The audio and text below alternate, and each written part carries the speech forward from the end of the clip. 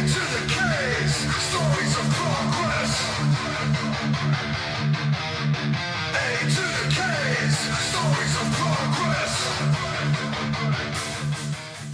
Hello, one and all. Welcome to Stories of Progress. We're your hosts, A to the K, and joining us today is a former Progress Women's Champion, a staple of the women's division, whose Progress career is going to be on the line against Nina Samuels later this month. The one and only Kanji. Thank you for being here. How are you?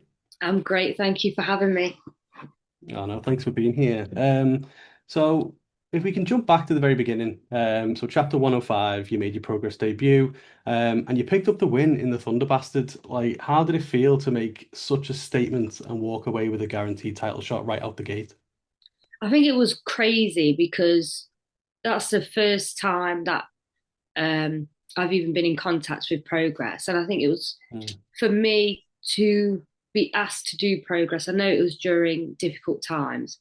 Mhm. So I didn't get the full experience of what Progress really was. But with Progress being one of the biggest companies in probably Europe, it was a huge opportunity for me. And I still felt at that time, I still felt like I was quite new to Mm. to everything. Um, so I had thoughts in my head that was I even ready? Never mind having the thought of whether I could win this and go on to challenge for the championship. So it was huge for me at that time. Yeah, definitely. So obviously you followed up with some big wins again against both Gisele Shaw at 106 and Millie McKenzie at 107. But unfortunately, you suffered your first loss against Mercedes Blaze. So I just sort of wanted to ask, what was it about Mercedes Blaze and that match that made her such a challenging opponent earlier on in your career? Sorry. Um, I think with Mercedes Blaze, um, she's quite what's the word? Like unwired, I guess. Mm. Mm. Um, I think she doesn't follow or seem to have a specific um, mindset when she's in the ring. Whereas other people, I think you can see they're quite predictable. They have set ways in how they would Yeah. lead a match. I think with Mercedes Blaze, she's very different. Um, so in one match, you could think you have her all figured out with certain moves and certain things that she would go to, but then in the second match you have with her, it was completely different. Right. Which I find really, really exciting and interesting. But I think that's something that she always has um, the advantage of other people. Yeah, Yeah, definitely that 100%. predictability. But obviously, you followed this on. You began your best of three series for the women's title with one of your toughest rivals in Giselle. Like these matches were, like, iconic. You both went on WWE Network to kind of hype them up. Progress turned them into a special on Hooked on Wrestling. What kind of that trio of matches, what did they teach you? And obviously striking first and getting the win in the first one and having to kind of bounce back and bring home the title. Um, with it being in a setting where there was no audience there, it was Mm, something that we both had to get used to on building a match with just personal and individual motivation rather than having an audience there which can chant and shout and yeah, lead the momentum of the match. Um, so because we didn't have that, some people would look at that as it's a huge disadvantage and how do you even get into the moment during these matches. I yeah, think the thing that helped us was we were so invested in this story, and it was one of the first times I think we realized that Progress are really pushing the women's division, yeah. because this was around the time that there was a women's evolution in WWE. Mhm. And so they were really focusing on us. And we noticed that, and we wanted to, not that we wouldn't give everything that we had at any other Yeah, time, of course. but we knew that there was a lot riding on us. And it's a big chance for not just us, but for every woman in wrestling. Yeah. Um, so because we felt it in both our hearts and soul, we just gave everything and more that we possibly had. And because we felt it, um, everything outside of what we was feeling and what we were seeing, which was each other, and we saw the passion in each other's eyes, and we fought with that. It didn't matter what was going on outside, and I think that's what would have happened possibly if it was a live show. We Mm. would have been so invested in ourselves and this story and the opportunities we were created and given that everything on the outside, it really wouldn't have mattered because we were there for that moment and that's all that mattered. Yeah, I mean, it definitely shone through. It was an Yeah, epic trilogy. that's an amazing way of putting it as well. So obviously, as Carl mentioned, you brought home the title there, and you actually had your first title defense against Mercedes Blaze, who we discussed slightly earlier. So I just wondered, did you have any reservations going into that match, knowing that sort of obviously previously she took the win, and obviously you mentioned about sort of how she works in the ring. So did you take any learnings from that first encounter to pick up the win this time? I think because there was a lot riding on it, and with it being um, one of the biggest championships ever Mm, that we as independent wrestlers can hold, I think having that um, motivation that you've got so much to lose if yeah, they were to win, and the fact that I've only just won this, um, I think that was the main focus going into the match. So it wasn't so much of um, comparing the risks of what she can bring. It was more of just staying almost on the defense to make yeah, sure I keep where I am rather than um, figuring out what she's coming to the table with because she had nothing to lose really. So I yeah. think as long as I stayed on the defensive side and then attacked when possible, then I guess that's how you win, really. Yeah, exactly. Yeah. Especially with obviously, as you said, how unpredictable that she is. Yeah. It's a Yeah. solid game plan. You kept that momentum up. You kept up your incredible start. You got victories over Laura DiMatteo and against obviously both Laura and Giselle in triple threat. But then obviously that terrible injury, you suffered, a broken arm and had to give up the belt. How devastating was it having to kind of vacate the belt as opposed to kind of losing it? And how much did it kind of irk you that it was Giselle who ended up with the belt while you were away? Um, it was it was such a hard time, Mm. and some people like when I look back on it now, lots of people were trying to make me realize the silver lining of it all. That it's happened in a time where we haven't got the full experience of progress, the full experience of professional wrestling at progress. Hmm. So if you are going to get injured at any time, it would want to be now because it was during a time where we wasn't allowed to have live shows. Yeah. Um, so I tried to just focus on that rather than the fact that I'm injured, there's nothing I can do, and I have to relinquish this one of the most biggest achievements I've ever had in my career so far. Um, but I think a lot of people would expect me to really despise the fact that Giselle was the one that won it back. But actually, I wasn't because I was so proud of the the movement almost that we created in our best of three, Yeah. and the outreach that it got for uh, when we were promoting it, and the fact that once it finished, people were still talking about it and pushing it. Um, I was actually really happy that she was the one that got it because she went through all of that with me, and I think Yeah. at the end of that trilogy, we were both champions because we both Yeah. succeeded in what we wanted. Um, and so I think the best person got it after I had to relinquish it. But I was upset that it wasn't a chance that I had to lose it. I had to actually give it up. Yeah. Um, but I'm glad that we got the rematch afterwards anyway. Yeah. Of course. Absolutely. And I must admit, I never thought of it that way, but it's almost quite fitting that it was her. Yeah. So obviously you made your return the following February, I believe, and again you picked up another win in the Thunder Bastard. So I suppose what I want to ask is in a match which is it's just so much chaos and so constant. How have you managed to find a way to win on multiple occasions? Coming back from into the Thunder Bastard, that was straight after my injury. So I hadn't, Mm. obviously, I'd been training and got comfortable enough to be match ready.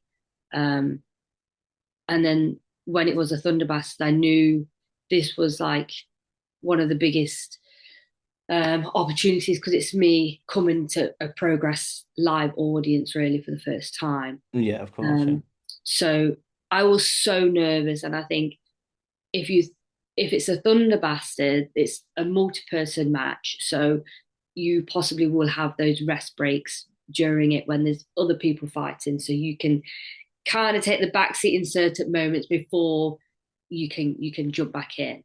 Yeah. Um, but I think I was lucky in that because I came in quite late.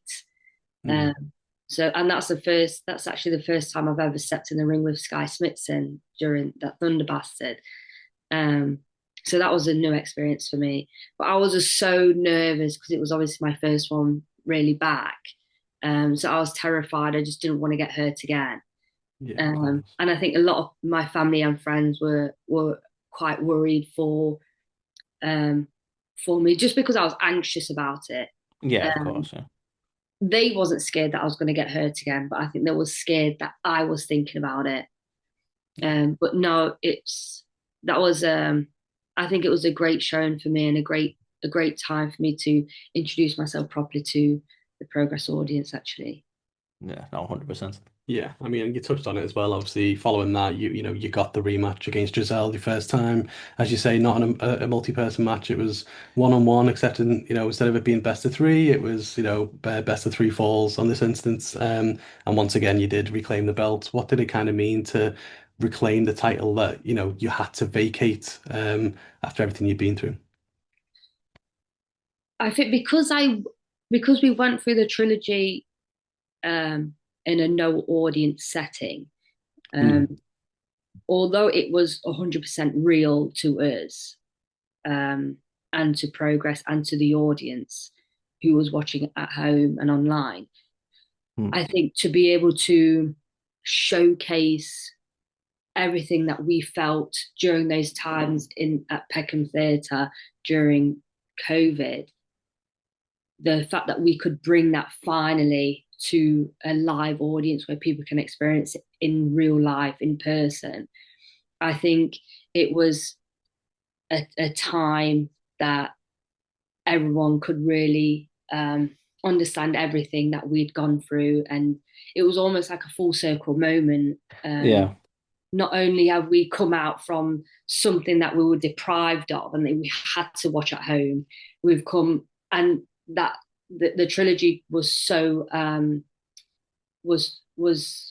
talked about so much, and the fact that we could actually bring it to a live audience where people could really just relax and enjoy wrestling again. um, I think it was just such a really nice moment for us to have that moment, not just together for me and Giselle, but for me and Giselle and for everybody else to feel it that it was actually real. I think it just yeah. cemented the fact that we were both champions in that moment, and I think that's exactly what we felt like in the first trilogy. So it was nice just Yeah. to bring it to life, I think.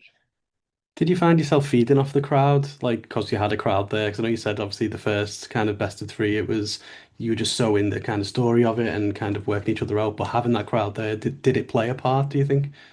Yes, because I had my sister come to watch me, Oh, nice. and a friend come and watch me as well. So um, it was really nice to know that they're actually in this building and they're watching. Yeah. Um, That's awesome. yeah, but when watching that match back, I think the whole match is like maybe 75 and 25. It's like 75% of Giselle just beating the hell out of me, and I get like 25% of offense in there. Um, which I think that's with me coming straight back from injury. I haven't done much since. Mm, I was more on the mindset of just protecting the arm. Yeah. Whereas Giselle, she was killing it from the second lockdown was over. She was here, there, and everywhere. And to be fair, she's always been like that. And she's always been one of the best that we have. And it's very telling of where she is now and what she's doing now. So I think that was the only way it was going to go. And I think everybody kind of expected that. But the fact that the audience were there 100% of the time, chanting and cheering and just watching, I think that made it all, like, everything so worth it, that it made it clear that they have been watching at home. So Yeah. it was amazing. And my sister said afterwards, like, she just beat you up the whole time. I haven't been wrestling for ages. You got the win though, that's what matters. Exactly. So obviously at chapter 136, you began somewhat of a series of matches with Laura DiMatteo. But in this one, you obviously got the win by referee stoppage. I just wondered, how did you feel about sort of winning that way, and did it feel like a true victory? When straight after the match had finished, there was Mm. pictures going up on Twitter, and I know my trainer Sticks had sent me a screenshot of one of the pictures, and it was Laura DiMatteo lying on the floor, like knocked out, and me stood over her with the referee in between us. And he sent it me and said, "Is this heel Kanji?" Because he hadn't seen the match yet. And I was like, "No, it's not, but it looks like it." And I think everybody was thinking that I'm actually going to turn heel, which I think was really, it's a cool thing to have people Yeah. think predetermined what's going to happen. And I think that's what makes wrestling so exciting. So I don't Yeah. think anybody knew which direction I was going to go in. So I think I love that. But yeah, with the series of matches I had with Laura, it was, I really enjoy working with her. So it was really interesting to see she was the one that made the turn. Mhm. So when it came to bringing out the aggressiveness in both of us, I feel like we both had to match each other. So when it Yeah. comes to like referee stoppages, people might think, oh, it's a heel turn, but when you really understand the character's feelings and what each character have gone through, it's almost like you have to understand that maybe that's what I would have done, as a fan. Maybe fans should see it like that, as how would you feel if you was in that situation when you've been shown all this disrespect. If there's an opportunity that opens up where you can knock them out because you've got it in your head that the disrespect is so strong that you would take that opportunity, Yeah. instead of just jumping to the fact that, oh, that was a bad thing to do. Um, Yeah. so I really enjoy playing with the emotions of a character when they're babyface, Yeah. and bringing out, it's, I wouldn't necessarily say it's a heel side, but I think people see it as a heel because lots of heels are usually like that. But when you're in a story, um, I think it's definitely something that needs to happen. Yeah, Yeah. it's being able to show that range of emotions, like Yeah. whether it's That good or intensity, bad, isn't it? everyone has, you know, Yeah, has yeah, those it makes you emotions. human, doesn't it? Exactly, Exactly. exactly. Yeah. But it was a fascinating trilogy with you and Laura, because obviously the first one ended with a, you know, the referee stoppage. Then she actually beat you via DQ in the second one, obviously, and then you ultimately had to settle it 1, 2, 3 in the middle of the ring. Do you think that trilogy was kind of a bit of a turning point in your title reign? Yeah, I, because I really enjoyed it, and it made me, it gave me the opportunity to explore my character's Mm. limits, really, and what I can and can't get away with. And I think I was very comfortable in showing my emotions and breaking those boundaries of what a babyface can go to. But I don't think the audience was really on board with it. I think they were kind of and ahhing whether to accept it or not. Yeah, Which I'm not gonna lie, it did upset me. And there was points during that time of progress that I didn't know whether I was the right champion or if I'm going down the right path. And I was even thinking I'm losing support here, um, because a lot of the audience were on the fence with me. Especially because I'm in there. I was in there a lot of the time with big heels, with strong characters who are heels, and I still wasn't getting the support or the encouragement live from the audience. So it was really upsetting, but I just stayed so focused on my character and the stories that my characters are going through, and just stayed committed to that. And I think now it has paid off. But at that time, it was a tricky time for me. I'm not going to lie. No, I can imagine. But no, like you say, 100% paid off now. Yeah.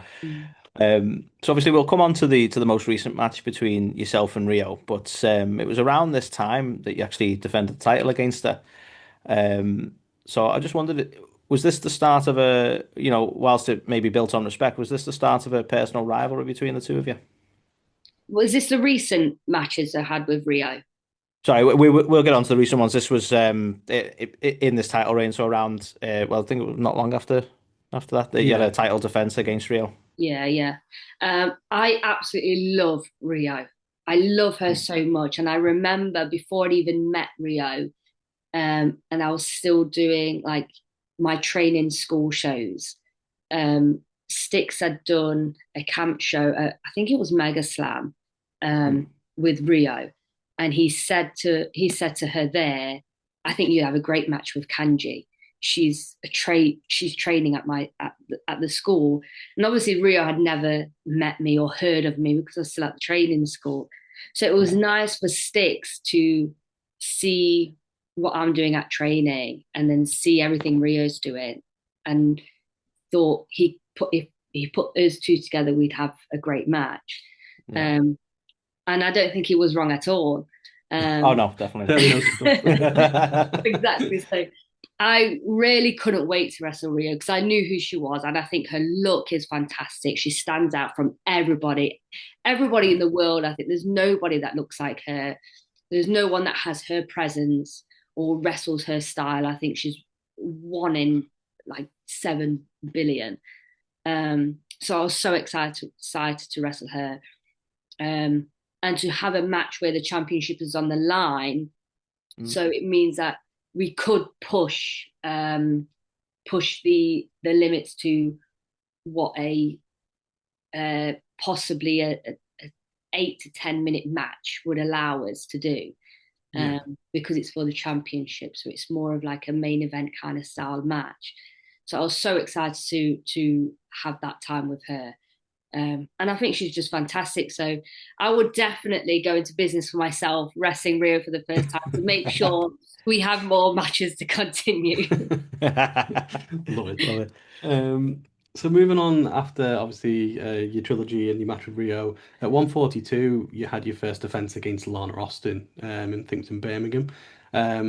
Was there a moment in this one you kind of made you realize that this was just the beginning of your rivalry with Lana?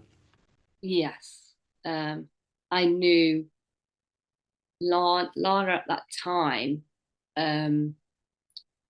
It's almost like she had this mentality that she had something to prove, that behind the character, she can really wrestle with the best of them. And I believe that. But at the time, I think the character work and the story she was going down with the characters and with the things that was surrounding her character was almost like shadowing over the fact that she can really, like, she's a fantastic wrestler. And I know that she's got it in her. I mean, Lana was the first person I ever, when a promoter asked me for the first time who I want to wrestle ever, Lana was the first person I'd said. So she's always been someone I've always been drawn to. So when it came to wrestling her for the first time at Progress, and she brings that fight, which she doesn't bring all the time. She almost hides behind this character a lot and the facade of like gimmicks and stuff. So when it came to wrestling me and she really brought the fight, I loved it so much. And I think she did, which is why it continued for so long, because I think Yeah. the audience were onto it as well. That, oh my God, like, even though she's got this cool, funny character that we hate but we love, she's actually badass and can really, really fight. Yeah. So I love that. I bring that out in her. I really do. And Yeah. I love wrestling her. Absolutely. That's brilliant. Like you say, it's bringing the fight out of it. I love it. But obviously later that November, I think it was 146. You actually lost the title to Lana, and this was, I believe, on your home turf as well. So I just wondered, sort of, what emotions did you go through after losing the title? I was really. It's difficult because during that time, like I said, there was so many times during my progress run that as champion that I felt like I was losing support from the audience. I was Hmm. losing investment from them. Um, and I think because my support was coming down, there was more support for Lana. So when we was coming out, even though she's a heel, the amount of cheers she got in comparison to me was very telling of who, especially because she was a heel, of Yeah. Yeah. who they really, it's almost like they really didn't want me to be champion. So I'm walking out into a progress audience thinking they absolutely hate me. And I've got to pretend that I'm this huge baby face, that everybody loves me. And I think it really knocked my confidence so much that there was some times where I dreaded coming through the curtain because I knew what's going to happen. I was confident once I'm in the ring because I just Yeah. thought focus on what I got to do and just be the best wrestler I can. But it did get to a point where I just says, I'm just going to forget about the audience. I'm going to Yeah. forget that they're there. And even when I watch those matches back, I watch it and I notice that I do it. I just ignore everybody, just because I was so down by it. And I Yeah. was even speaking to progress management, thinking I think I need a break from progress because they're just not liking me at the minute. Um, and so when the story was coming to an end where Lana won and everybody jumped out of their seats and was clapping. And I thought, oh my gosh, they actually really hate me. I can't believe it. Um, but I just try and say, like, we did our job. Yeah. We had a massive story, big title change, and they were all up for it. And I Yeah. think the way the match planned out as well is that there was so many moments, especially towards the back end, where nobody knew who was going to win. Yeah. There were so many moments where they thought I was going to get it back, I was going to win. Then there's moments where they really thought Lana had it, and so they were played so well, I think. Um, which is why I think I have to keep thinking that's why we got that reaction, not because they were just absolutely so happy that I lost. I think they were very, very happy because Lana finally got this championship, this achievement that she deserves because she's worked so hard for years and years. She's almost been like a gatekeeper for women's wrestling for so many years. So I think Yeah. that's one reason why we got the reaction. Um, but then I think as well, I think the whole story and the match that we had planned, well, the match that we performed was um, everything that they wanted. So I think that's why we Yeah. got the standing out for that. Oh, I yeah. have to think 100%. that anyway. No, absolutely. I think a lot of time wrestling fans as well, like they just want to cheer the heels. You know what I mean? Like Yeah. wrestling's crazy. Like it's But so hard as a like you baby say, face. like, because I mean, Lana is one of them as well that gets a lot of love for being a heel Yeah, as well. exactly. So it's someone you love to hate, but Yeah. hate, Yeah. Love to hate also towards the love at word. the Yeah. same time. You did round out the year though again with Lana in Dubai. Obviously, just curious what it was like to represent Progress internationally in front of that Dubai crowd. Yeah, it was great. It was a great opportunity for us all, I think. And we had a great time there. Um, and it was almost like an honor to be able to bring professional British wrestling to a Yeah, complete different, well, almost at the other side of the world. Yeah. And to show them what we're capable of as not just professional British wrestlers, but women in British wrestling. Yeah. And show them that this strong style is real. And I think there were, from the feedback that we got from the fans there and the workers there, it was all positive and it was really great. So I was glad that I had the opportunity with Lana to be there and Yeah. show them what we have. Yeah. Yeah. Nice. So obviously after that we didn't actually see you for a while until I think it was the back end of 2023, and you began a rivalry with Lizzy. I'm going to say this wrong now because you did it, Lizzy Evo. Yeah. I tried to sound You scout got than I was. you Like, got Lizzy you got Evo? yelled at for She's that like, one. Yeah. it's Evo. And so, Evo. Yeah. Sorry, with Lizzy Evo. She picked up the win in your first meeting, but you got number one contenders match, which ended in a draw. So I just wondered sort of what Lizzy was like as a competitor, and sort of how frustrating was it knowing your performance is enough to avoid defeat, but not enough to sort of get the win. Lizzy is one of the hardest hitting wrestlers I've ever wrestled. I think she's up there. Scousers for you, that. Yeah, she's up there with like Gisele and Rhio for hard hitting. And I love her style of wrestling. One thing that I love about British female wrestlers is that our strikes are so on point. I think when I first started wrestling, I was I noticed one big thing in a common thing in women in wrestling was that, I mean, it happens with everyone, but obviously because I'm watching mainly women in wrestling, because Yeah. that is where I'm obviously my division. I noticed that a lot of women's strikes aren't as precise as I would want it to be. So that was one of the things that I really worked on at training. I wanted to stand out for my working strikes. And so when I wrestle Lizzy is someone that does not ever miss the target, and she hits it with full force. So I think in wrestling, when you're wrestling someone like that, it forces you to fight back. And I feel like you need that sometimes, especially when you're in a story where you've got a lot of odds stacked against you, or you've got a lot to lose, basically. It brings something out in you that you won't have anywhere else. And I definitely think that's what Lizzy brings out in me. And I think I bring it out in her, because I think I was about to say that because like I was mentioning to Carl before we sort of went live about like your sort of style is very strong style in that sense. So I imagine that it looks like a really good balance anyway. Kind of like iron sharpens iron, in it. Yeah, exactly. Yeah. Strong style and scout style. Yeah. Just That's it. Yeah. So she is fantastic.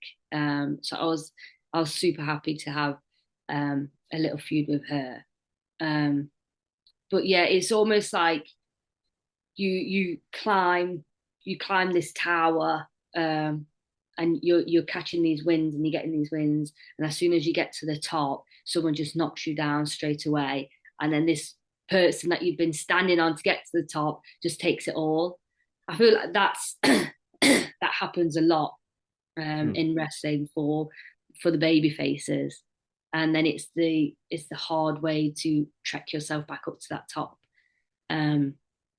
So I feel like the story and the mentality is frustration, really, when that happens, because it's a natural emotion, I think, if that happens to anyone in real life.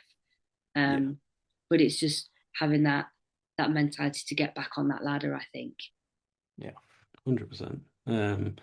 So I mean, after obviously, got quite a few battles with Lizzy, we've got to talk about Chapter 168, the four-way ladder match. Like, in my opinion, absolutely stole the show. Super Strong Style 16. How do you kind of look back and reflect on that match? And did you all go out there and set out with that intention that we're gonna steal the show?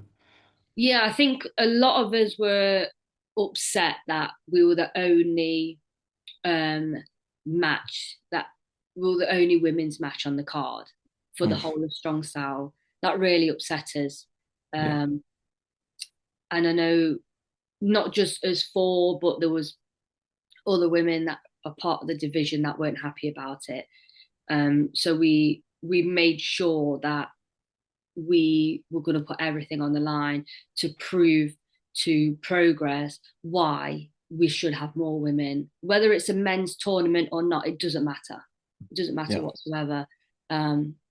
We've worked just as hard as a division, and we deserve time on a show, no matter what the circumstances are. And so we just made it so this was our opportunity to stand for all the women in our division, all the women who are looking to come into our division, that we're standing up for all of us. And we're going to put on a show to prove to Progress that you're going to give us you're going to give us more next time, because we're going to show you why we should.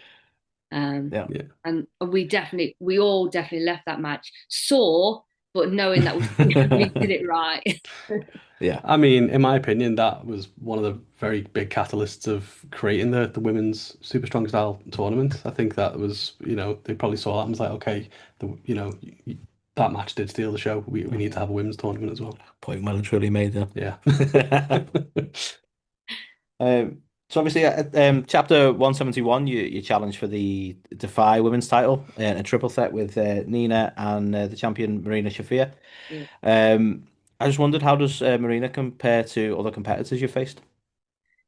Because she's come in with experience that none of us have. So she's obviously got the background in martial arts, professional martial arts. So she had that. And then she's also had like incredible experiences and opportunities wrestling. Like, she'd not long had a match with Speedball when she came to us.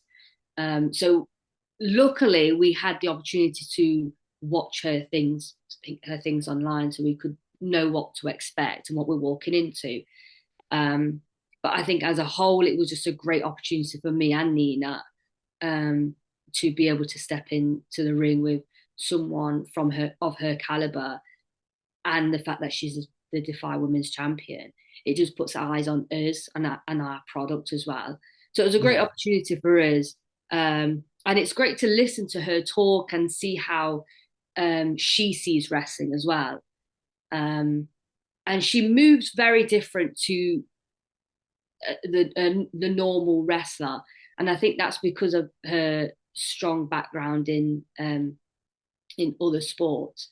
But it's obvious everything that she was doing was working. It's all about technique, isn't it? On how to do takedowns and put submissions on and everything. So that was probably an advantage to her, and a disadvantage for us, that the way she moves isn't something that we can predict, which is great for her.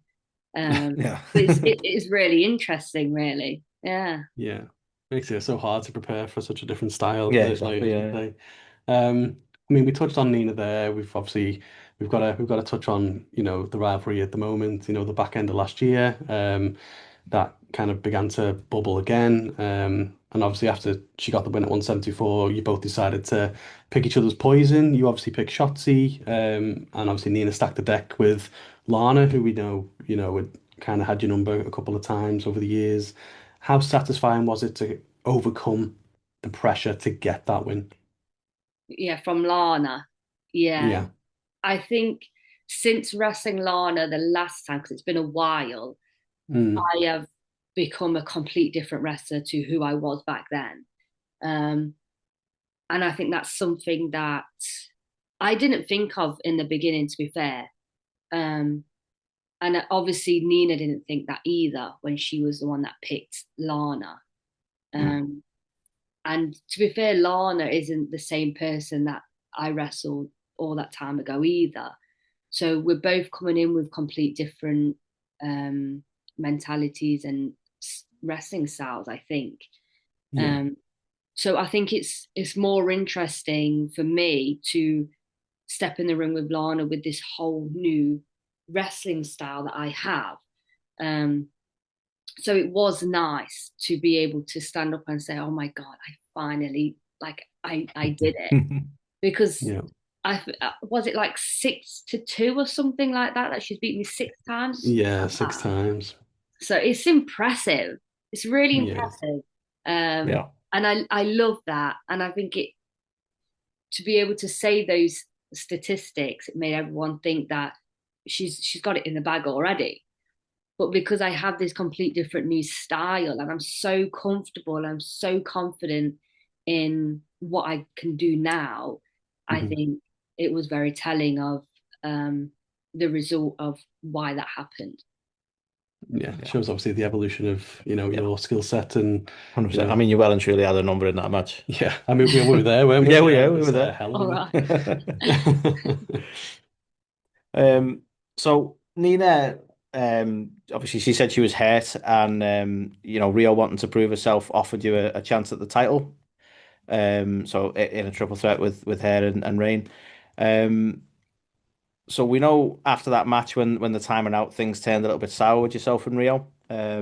So I just wondered at 183, your title match was stopped by a referee decision.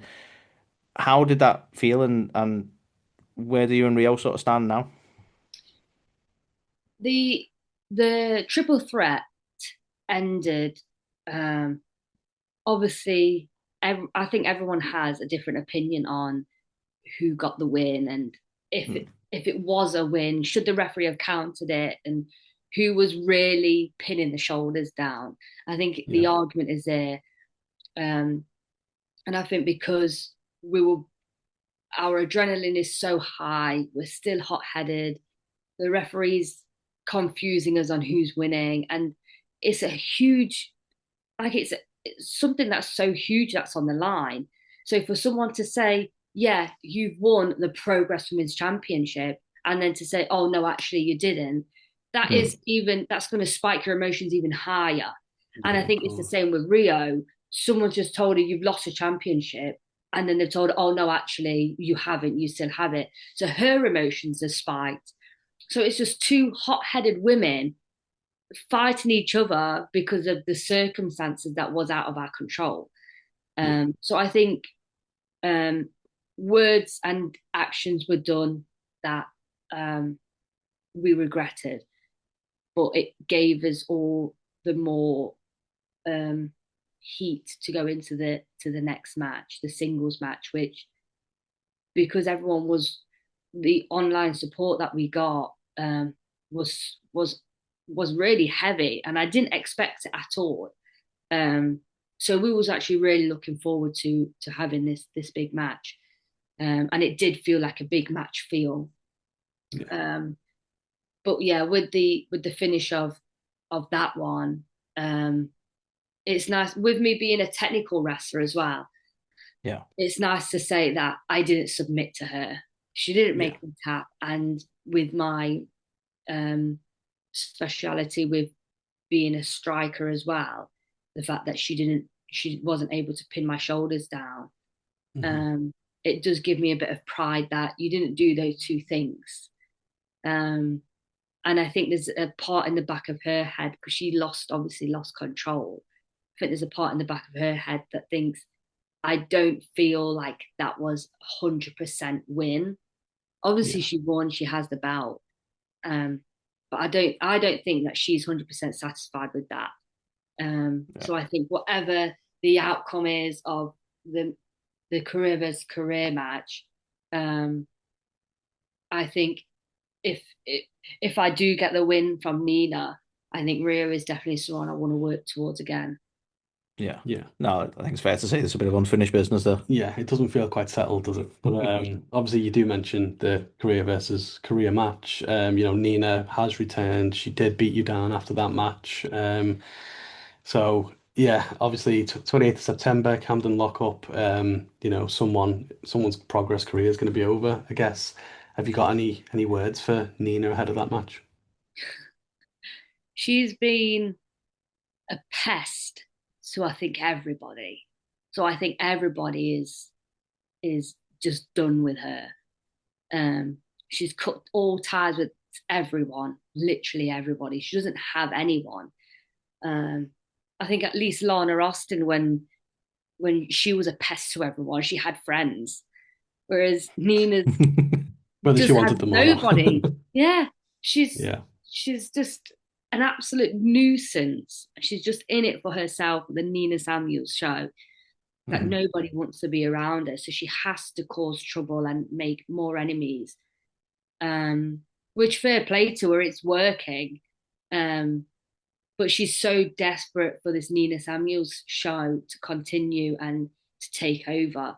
And I'm not for it at all. And I'm so against making it and letting it happen. So I feel like not only is my career on the line, but I have the opportunity and I have the chance on my shoulders to relieve everybody of the Nina Samuels show takeover. Love it. So there's more to lose for me. Whereas for her, she's got a career to lose, but she's got everything to gain. Yeah. So I think it's exciting. Mm. But yeah, I think that they're the odds that are stacked up. So yeah. Yeah.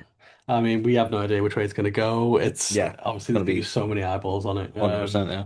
But before we ring the bell on this interview, we have a recurring segment on this show which we call Quick Progression. So it's a lightning round where we ask for some fast answers and no hesitations. Oh no. So firstly, who's been your favorite Progress opponent? Lizzy. Who is your dream Progress opponent? In the Progress division or anyone in the world? So Progress division, but past and present. So someone Oh, who you've not been able to face, but it could be from any sort of generation of Progress. Ginny. Nice. Yeah. If you could recommend one Progress chapter for people to watch, what would it be? Oh no. I would say Ridgeway and Cara from Peckham era. Okay, Yeah. nice. Nice. And lastly, which four wrestlers would you say are on your Progress Wrestling Mount Rushmore? Whoo! On a lightning round as You well. can have a bit That's of just time on that one. It's a horrible question for for a I would lightning round. say, yeah, this is tricky. Only four. Okay, so I would say Chris Ridgway. Mhm. Yep. I would say Rhio. I would say Miko Satomura.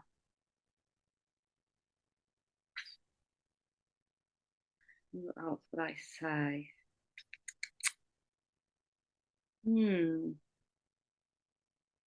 So Oh, hard, isn't it? Because there's so many. tricky. When you get down to Look the at fourth one, everyone who came before as well, really. that's it. That's what's so Yeah. difficult about it.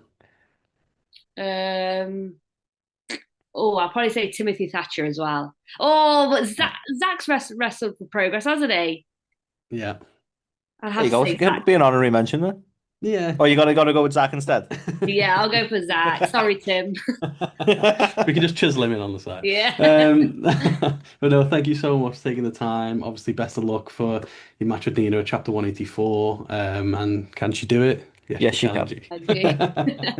Kanji. Thank you very much.